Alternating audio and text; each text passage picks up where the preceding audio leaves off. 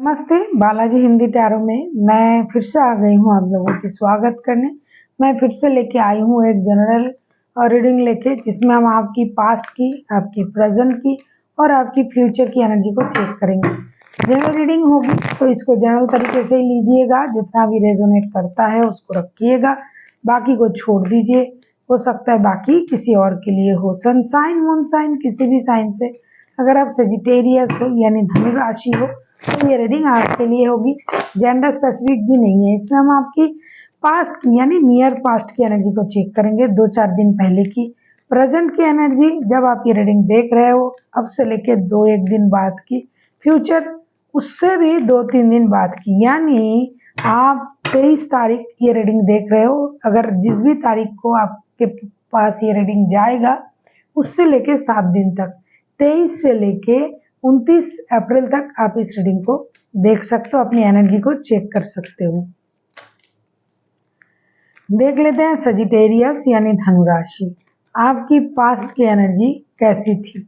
देख लेते हैं आपकी पास्ट की एनर्जी कैसी थी सजिटेरियस।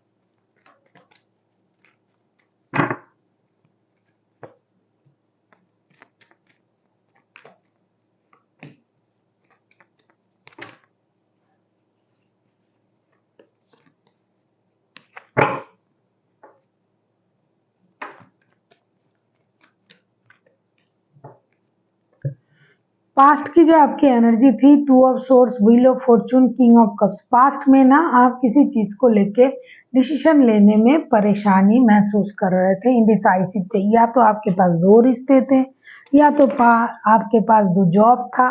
क्योंकि ये लव रीडिंग नहीं है तो लव, जॉब, बिजनेस जो भी आएगा मुझे बताना पड़ेगा। लव रीडिंग के हिसाब से ये रीडिंग आपको नहीं देखनी है, लेकिन लव के बारे में बात आएगा तो जरूर बताऊंगी। आप इंडिसाइसिव थे, आपको जो है लक के सहारे ही आपको डिसीजन लेना था। आपको लग रहा था कि मैं कुछ नहीं कर पा रहा हूँ या कर पा रही हूँ, अब मुझे लक के सहारे रहना होगा, जो होगा वो मेरे लिए सही होगा। अब good luck, good health, abandon, इन चीज़ों को आप मैनिफेस्ट कर रहे थे और सोच रहे थे कि यूनिवर्स का साथ, लक का साथ आपको मिल जाए तो आपका बात बन जाएगा। आप मैच्योरिटी से चीज़ों को देखने की कोशिश कर रहे थे। अपनी इमोशन भी था अगर आपका किसी के लिए, खास करके अगर आप लव रिलेशन के बारे में कहो या शादीशुदा हो, आप लव रिलेशन में थे, तो ऐसा लगता है कि आपके पास 2 रिश्ते हैं और आप दोनों में कंफ्यूजन में थे। इसीलिए आप थोड़ा सा मैच्योरिटी दिखाने की कोशिश कर रहे थे, मैच्योरिटी से चीज़ों को हैंडल करने की कोशिश कर रहे थे।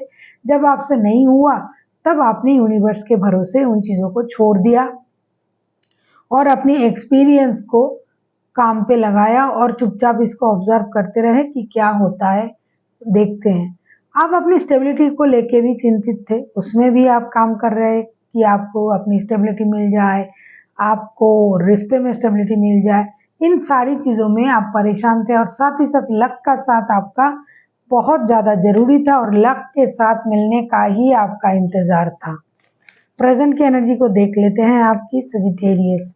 अगर आपको रीडिंग अच्छी लगे चैनल को सब्सक्राइब कर दीजिएगा, लाइक, शेयर एंड कमेंट करना भी ना भूलिए। किसी को पर्सनल रीडिंग चाहिए तो डिस्क्रिप्शन बॉक्स में इसका डिटेल्स है, आप उसे पढ़ के मेरे साथ कांटेक्ट कर सकते हो। देख लेते हैं आपकी प्रेजेंट की एनर्जी। सजिटेरियस, देख लेते हैं आपकी प्रेजेंट की एनर्जी कैसी है।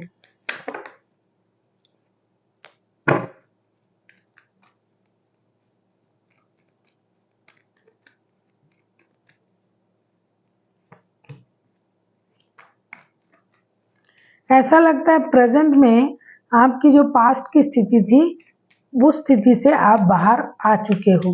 प्रेजेंट में आपके सोच में क्लैरिटी आ चुका है।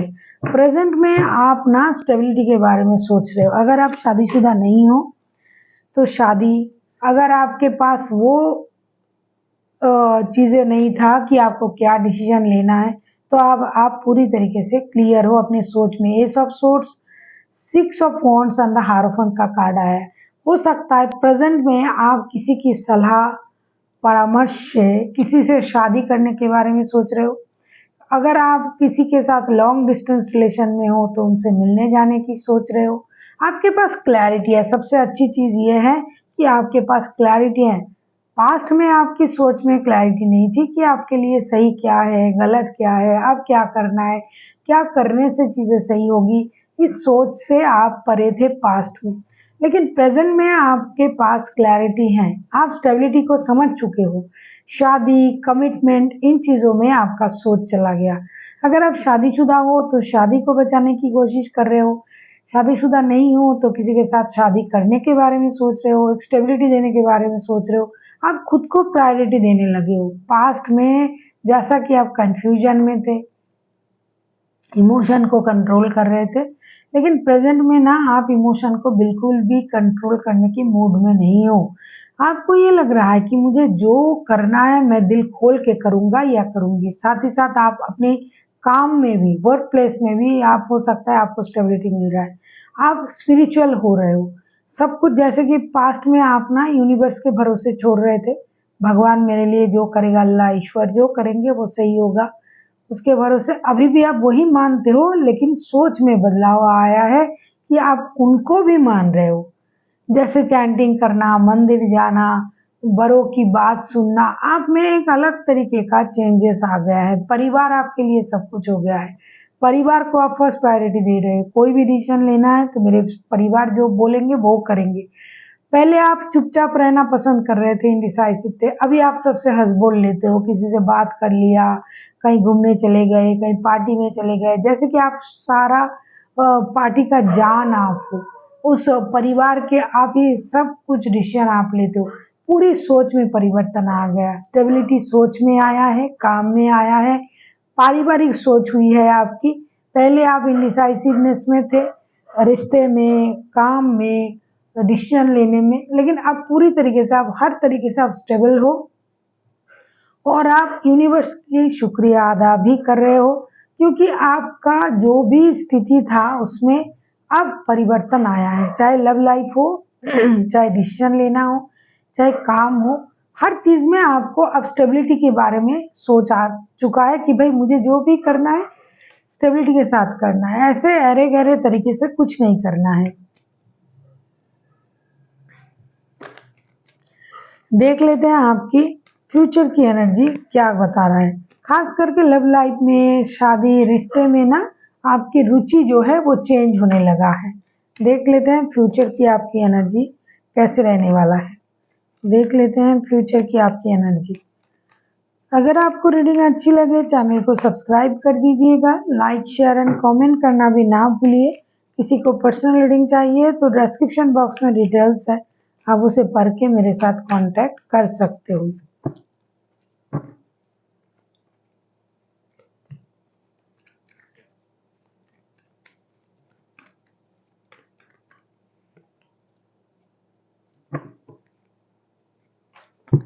जैसा कि मैंने कहा ना कि प्रेजेंट में आपकी एनर्जी जो है पूरी तरीके से स्टेबल हो चुका है। इन डिसाइसिवनेस से आप खुद को बाहर लेके आए हो। फ्यूचर की आपकी एनर्जी बहुत अच्छा है। Two of cups, S of pentacles and page of swords के कार्ड आए हैं। फ्यूचर में भी आप किसी रिश्ते की स्टेबिलिटी के बारे में सोचोगे, शादी के बारे में सोचोगे, जैसे कि प्रेजेंट में भी आप सोच रहे हो, फ्यूचर में जाके आपको ये लगेगा कि हाँ मुझे मेरा सोलमेट मिल गया है। कुछ नया सोच, फाइनेंशियल स्टेबिलिटी में आपकी बरकत होगी, कहीं आपका रुका हुआ धन आपको मिल सकता है, नए काम शुरू कर सकते हो, नए बिजनेस डाल सकते हो, नए सोच के साथ आगे बढ़ सकते हो। जो आपका जो एक आईक्यू है ना वो चेंज होता जाएगा और आपको क्लैरिटी भी मिलेगी। प्रेजेंट में ही आपका जो सोच है वो ऑलरेडी बदल चुका है, फ्यूचर में उसमें और भी गहराई आएगी। डिजिटली आप किसी के साथ कनेक्ट कर सकते हो, डिजिटल माध्यम से आप किसी के साथ जुड़ सकते हो। रिश्ते में आपका जो नेचर होगा वो क्लियर, एक इनोसेंट इंसान की जैसी आपकी नेचर होगी, लेकिन आप समझदारी से काम लोगे, हर चीज को आप बारीकी से परखोगे और फिर जाके आप डिसीजन लोगे। बहुत अच्छा एनर्जी रहेगा। जो भी काम करोगे आप खुशी से करोगे, ऐसा नहीं कि मजबूरी में करना पड़ रहा है। अब हम देखेंगे आपके लिए यूनिवर्स की तरफ से क्या गाइडेंस है। देख लेते हैं यूनिवर्स की तरफ से आपके लिए क्या गाइडेंस है।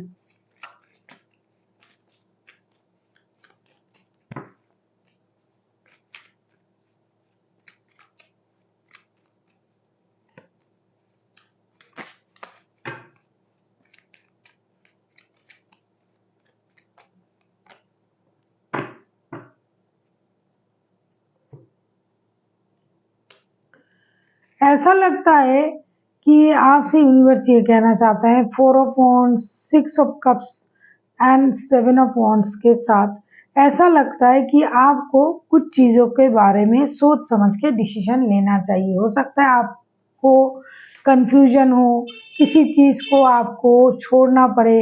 अगर आप किसी स्टेबल चीज़ों में जाना चाहते हो तो किसी एक चीज़ को आपको इग्नोर करना पड़ेगा और उसके लिए आपको बहुत दुखी होने की ज़रूरत नहीं है, क्योंकि अगर कुछ आपको अच्छा मिल रहा है तो कुछ चीज़ों को आपको इग्नोर करना भी पड़ सकता है, तो आपको ये करना पड़ेगा। और जो चीज़ आपको सही नहीं लग रहा है, जिस चीज़ में आपको खुशी की जगह दुख मिल रहा है, तो अगर आप चाहते हो उन चीज़ों से मूव ऑन करना तो आप कर सकते हो। जो भी डिसीजन आपको लेना है बहुत समझदारी से लेना है, स्टेबिलिटी के बारे में सोच के, फ्यूचर के बारे में सोच के डिसीजन लेना है।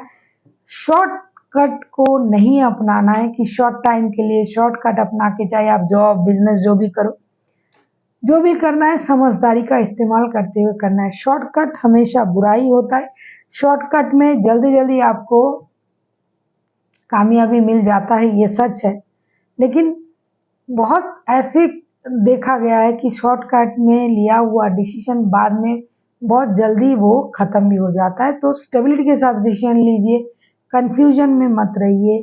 अगर किसी चीज़ को छोड़ के नए जगह जाना पड़े, नए सोच में आगे बढ़ना पड़े, स्टेबिलिटी के बारे में सोचना पड़े, तो जो चीज़ आपको शॉर्ट टाइम खुशी दे रहा था अगर उसको इग्नोर करना पड़े तो आप कर सकते हो। So thank you for watching and फिर मिलते हैं एक नई वीडियो के साथ। तब तक के लिए स्वस्थ रहिए, मस्त रहिए और वीडियो देखते रहिए।